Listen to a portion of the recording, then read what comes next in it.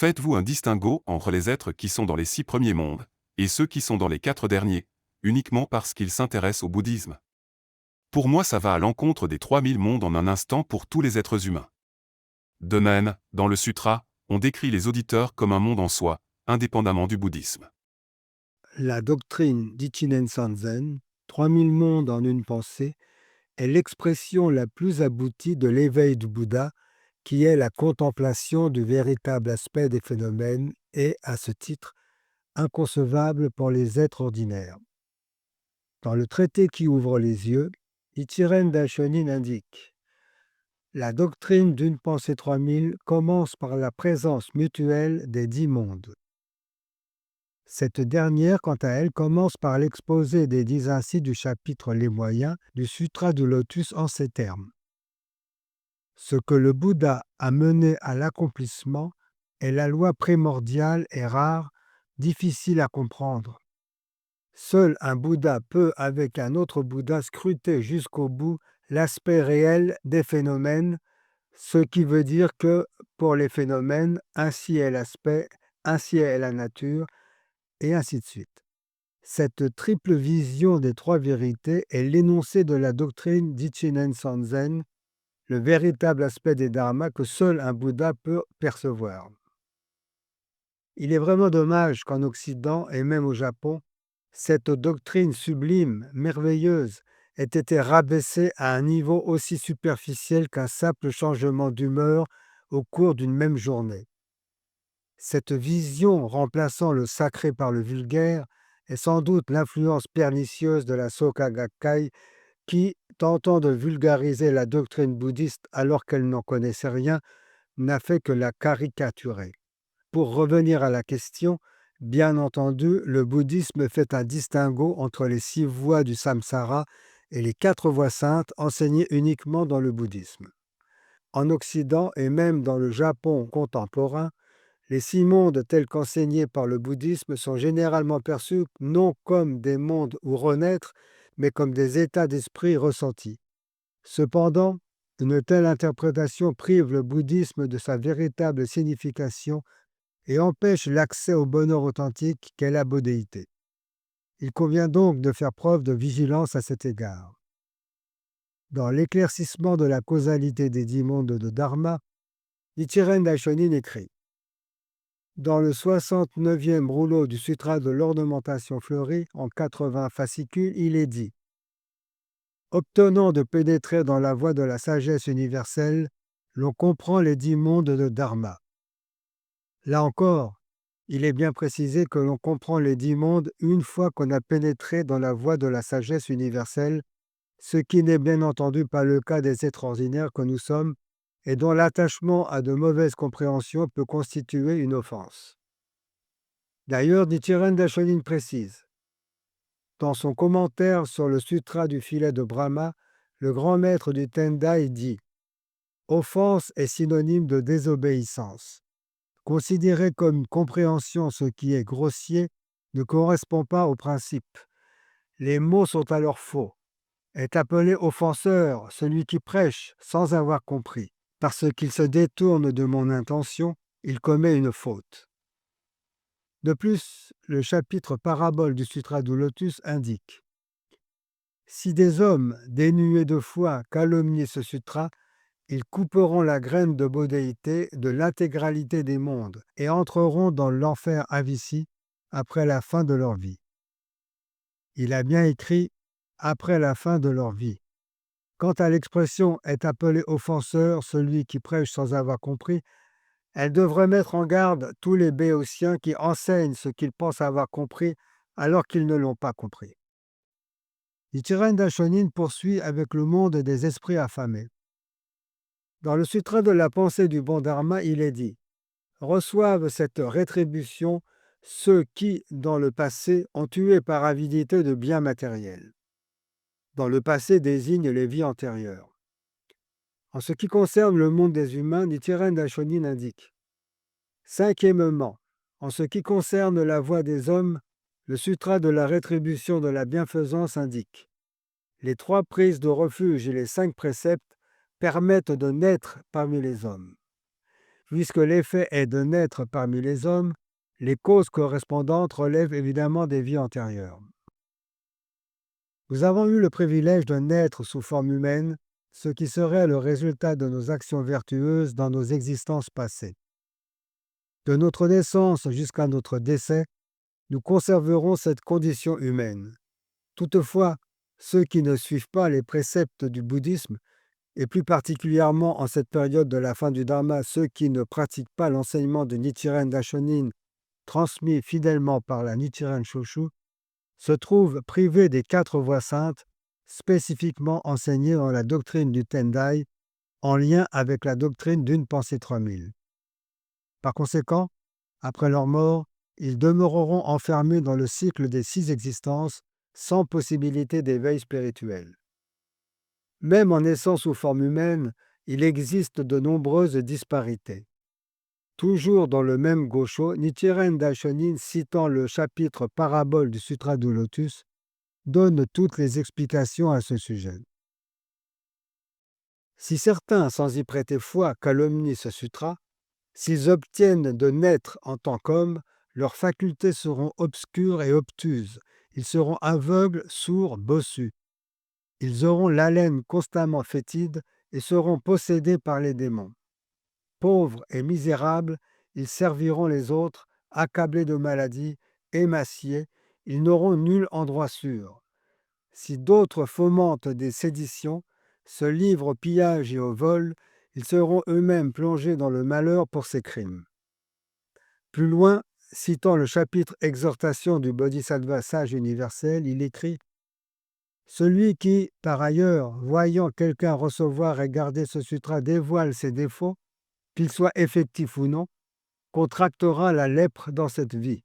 S'il se moque, méprisant, alors, vie après vie, il aura une mauvaise dentition, des lèvres disgracieuses, le nez aplati, les bras et les jambes torts, les yeux louches, le corps nauséabond recouvert de bubons purulents et sanguinolents, le ventre gonflé d'eau, le souffre court et toutes sortes de graves maladies. » Passons à présent aux définitions des 4 voies saintes.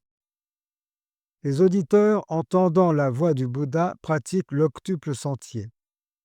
Les éveillés par les conditions pratiquent la contemplation des 12 liens causaux. Les bodhisattvas pratiquent les 6 perfections. Le Bouddha a réalisé l'éveil suprême et sans égal.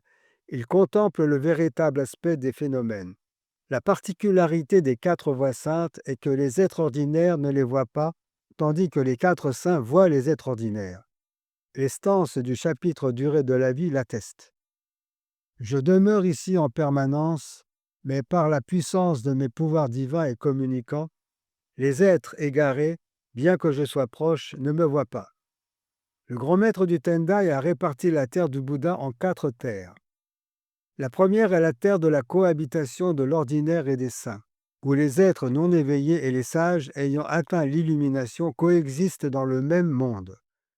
Selon cette conception, les êtres ordinaires, en raison de leur attachement aux désirs mondains et de leur ignorance, sont incapables de percevoir la vérité profonde et l'état d'éveil des sages. En revanche, les sages, grâce à leur compréhension transcendante, peuvent percevoir la condition des êtres ordinaires, leurs souffrances et leurs illusions. Forts de cette vision, ils reconnaissent les afflictions qui accablent tous les êtres et la possibilité pour ces derniers de s'en libérer. C'est dans cet esprit qu'ils œuvrent à les guider et à provoquer leur élévation spirituelle. Ces sages sont les Bouddhas et les Bodhisattvas. La deuxième terre est la terre des moyens et du résiduel, où cohabitent les 2 véhicules et les Bodhisattvas.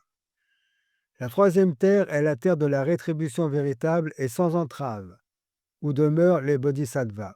La 4e terre est celle de la lumière toujours sereine, domaine sacré où le Bouddha manifeste les 3 vertus essentielles. Dans cette sphère spirituelle, lumière symbolise la sagesse du Bouddha, toujours incarne le corps du Dharma, et sereine représente la libération. Cette terre incarne ainsi la pureté et l'éveil absolu, révélant l'essence immuable et transcendante du Bouddha. Nous, êtres ordinaires, sommes incapables d'avoir accès à ces mondes où toutes les illusions ont été éradiquées. C'est pourquoi dans notre pratique quotidienne, nous lisons « De tout leur cœur désirant voir le Bouddha, ils ne ménagent ni leur corps ni leur vie. » Ishin Yokkembutsu Fuji Shakushinmyo. Ce qui représente la cause est « C'est à ce moment que moi-même et la multitude des moines nous apparaissons ensemble sur le mont sacré des aigles. » Jiga Gyu Shuso Kusutulyo Jusen. Ce qui représente les faits. Ce n'est qu'à ce moment-là que nous pouvons voir le Bouddha et donc être Bouddha nous-mêmes dès ce corps. Tant que l'on n'a pas cette démarche, nous ne voyons pas le Bouddha. D'ailleurs, nous ne voyons rien. Tout ce que nous percevons n'est qu'illusion. Nichiren Daishonin parle de rêve. Un monde se compose de 3 éléments appelés domaines. L'individu, les êtres qui l'entourent, représentant l'élément principal, et le territoire où ils vivent, constituant le support. Dans le monde humain, l'individu, c'est nous-mêmes, formés des 5 agrégats qui constituent notre réalité physique et mentale.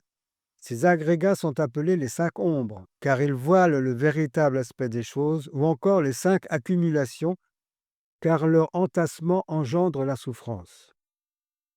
Ainsi, nous sommes prisonniers de nous-mêmes, enfermés dans une cellule dont les murs sont faits d'obscurité et de barreaux d'ignorance. Cette ignorance alimente les passions délétères qui nous condamnent à renaître sans fin dans le cycle des 6 voies. Nous percevons sons, odeurs, visages autour de nous, mais les jugeons à travers le filtre de cette ignorance. Incapables de discerner leur réalité profonde, nous les évaluons à travers notre 7e et 8e conscience qui dictent nos préférences. J'aime ou je n'aime pas. Avant l'avènement de Nichiren Daishonin au Japon, fort de ces éléments, les gens pensaient que contempler le principe d'Ichinen Sanzen et ainsi devenir Bouddha dans la vie présente était impossible. C'est pourquoi ils s'en remettaient à des Bouddhas susceptibles d'assurer le réveil après la mort. Aussi, lorsque Nichiren Daishonin fit son apparition et affirma que l'on peut devenir Bouddha dans cette vie même, dès ce corps, ce fut une véritable révolution que nous avons du mal à imaginer aujourd'hui. Bien entendu, la compréhension de ce principe échappe totalement aux êtres ordinaires de la fin du dharma que nous sommes. C'est pourquoi Nichiren Daishonin prit le temps, dans son traité sur le Honzon de la contemplation de l'esprit, de vulgariser ce principe aussi complexe, en substance par ces mots. Question. Il est clair que le concept de la présence mutuelle des 10 mondes est expliqué dans les textes du Sutra du Lotus, ainsi que dans les interprétations de Zhiyi et de Zhangang. Cependant, il est difficile à croire, même s'il est enseigné par le Bouddha, car cela va à l'encontre de notre bon sens, comme dire que le feu est de l'eau ou que l'encre noire est blanche. Lorsque nous regardons le visage des autres, nous ne pouvons y voir que le monde des humains, mais nous ne voyons pas les 9 autres mondes. Même lorsque nous regardons notre propre visage, nous ne voyons que le monde humain. Comment pouvons-nous alors croire à la présence mutuelle des 10 mondes? Réponse. Lorsque nous regardons le visage des autres, nous y voyons parfois de la joie, parfois de la colère, parfois la paix, parfois de la convoitise, parfois de la stupidité, parfois de la flatterie perverse. La colère est la caractéristique de l'enfer, la convoitise celle des esprits affamés, la stupidité celle des animaux, la flatterie perverse détermine les ashuras, la joie est l'apanage des cieux et la paix est le propre du monde des humains. Ainsi, chacune des 6 voies est présente dans l'apparence des autres, et bien que les 4 saints demeurent cachés et ne se manifestent pas dans la vie quotidienne, ils sont certainement présents si l'on cherche sincèrement à les découvrir. Question. Il est vrai que nous ne comprenons pas clairement la présence des 6 voies dans nos vies, mais je pense avoir compris l'explication donnée jusqu'à présent.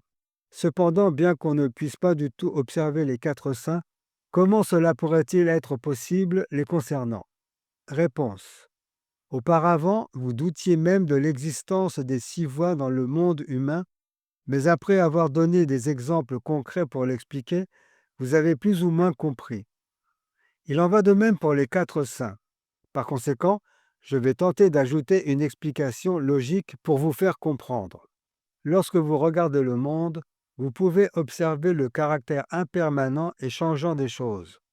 Ne serait-ce pas une preuve de l'existence des deux véhicules dans le monde humain? Même un homme mauvais, qui ne montre aucun signe de compassion envers les autres, peut encore avoir des sentiments de tendresse envers sa famille, ce qui est une parcelle du monde des bodhisattvas présente dans le monde humain. Seul le monde du Bouddha est difficile à percevoir dans la vie quotidienne, mais une fois que vous comprenez déjà la présence des 9 autres mondes, il ne faut pas douter de l'existence du monde du Bouddha. Lorsqu'on lit cet extrait du traité sur le Honzon de la contemplation de l'esprit et que l'on resynthétise ce qui a été dit, on en comprend la subtilité infinie, la profondeur et la compassion de Nichiren Daishonin. Par contre, si on le lit sans ce préalable, comme c'est le cas entre autres de la Soka Gakkai, on n'en tire qu'une compréhension erronée. Lire les écrits de Nichiren Daishonin est facile, on en trouve à foison sur le net. Par contre, les comprendre est une autre histoire. Leur explication donnée par des amateurs béotiens ne peut mener qu'au détournement de leur signification. C'est pourquoi Nikko Shonin nous exhortait à nous imprégner corps et âme du Gosho et de s'enquérir de sa signification ultime auprès du maître, c'est-à-dire le moine. Seule la foi dans le Daigo Honzon et les 3 trésors associés à la pratique nous permet de nous libérer de la petite cellule de nos illusions et, simultanément, de purifier le monde où l'on vit, comme le dit Nichiren Daishonin dans le traité sur le sens de la substance. Celui qui honnêtement rejette les moyens, a uniquement foi dans le sutra de la fleur du Dharma et récite Nam-myoho Renge-kyo, verra les 3 voies des mauvaises passions, du karma et de la souffrance se transformer en 3 vertus de corps de Dharma, sagesse et libération. La triple contemplation des 3 vérités apparaîtra alors en son cœur. Le lieu où demeure cette personne est la terre de la lumière toujours sereine. Ainsi, la notion des 10 mondes et leur contemplation ne saurait être réduite à de simples états de l'existence. Elles incarnent en réalité la manifestation de l'éveil du Bouddha. Dans le traité sur le Honzon de la contemplation de l'esprit, Nichiren Daishonin écrit « Question. Qu'est-ce que la contemplation de l'esprit? Réponse. Contempler son esprit et y voir les 10 mondes des dharmas s'appelle la contemplation de l'esprit. On se rappelle alors que le Gonzon, caractérisé par la présence permanente des 10 mondes à l'origine, est désigné comme le Gohonzon de la contemplation de l'esprit, Kanjin no Honzon. À ce sujet, Nichikan Shonin écrit dans son exégèse du traité sur le Honzon « Contempler son esprit signifie avoir foi dans le Honzon. Voir les 10 mondes, c'est réciter le Dharma merveilleux.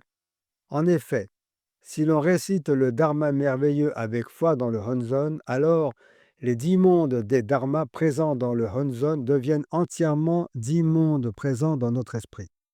C'est ce que l'on appelle recevoir et garder est identique à la contemplation de l'esprit.